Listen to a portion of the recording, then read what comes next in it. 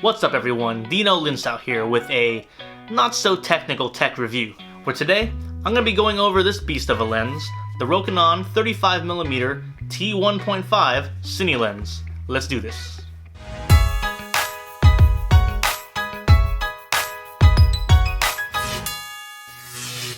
Hey everyone, if this is your first time to the channel, I hope you'll consider subscribing. That way you can stay up to date with future product reviews, as well as video tutorials, and to see all of my cinematic films all in the same place. So today, I wanted to share my personal pros and cons for this Rokinon Cine lens that came packaged with my Panasonic GH5. Now I got this lens a few weeks ago, and I finally had the chance to test it in a few different locales and settings, and I gotta say, from what I've seen so far, I'm pretty impressed. So the lens I have is a 35mm T1.5 Cine lens for micro four thirds mounts, basically making this the equivalent of a 70mm in full frame.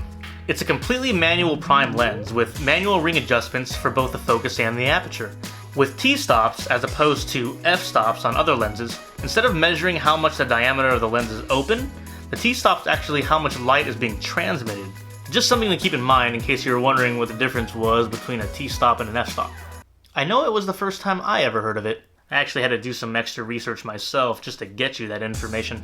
So beyond all the technical specs, let's show you some test footage and what I like about this particular lens. So one of the first things I wanted to test it in was Lowlight, which is something that most videographers always want to know when it comes to lens performance.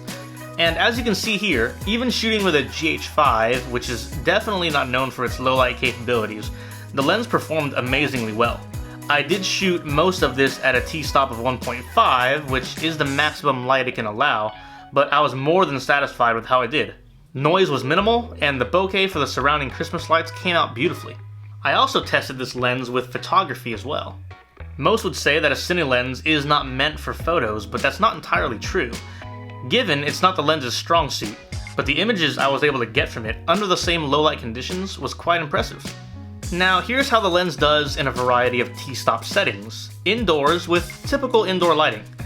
As you can see, for the range of 1.5 to 2.8, I can keep my camera at a pretty low ISO, pretty much around 200. But once I move over 2.8 up to about 5.6, my ISO has to be around the 1600 range just to give me a usable image. As far as hardware, when it comes to the build quality and the ease of use for the focus and aperture, it's a very nice quality lens. The rings are smooth with no clicks, and that's excellent for video.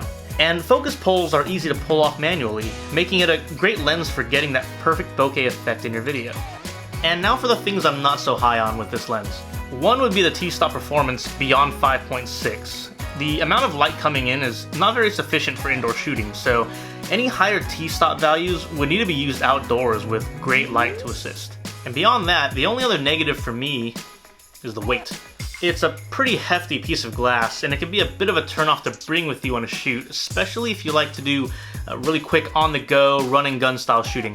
But to tell you the truth, because of the great quality video image you can get, it's more than worth the effort to bring along this heavy-duty lens. Just make sure you work out those biceps and forearms, because if you're shooting with this all day, this bad boy's gonna make you work. All in all, this lens is a very welcome addition to my video arsenal. I'm excited to use it on future projects, and I've always been a fan of manual prime lenses. Let me know if you have any questions in the comments below. I'll be more than happy to get back to you. Hit the like button if you found this video useful, and remember, be willing to learn and love what you do. I'll see you guys next time.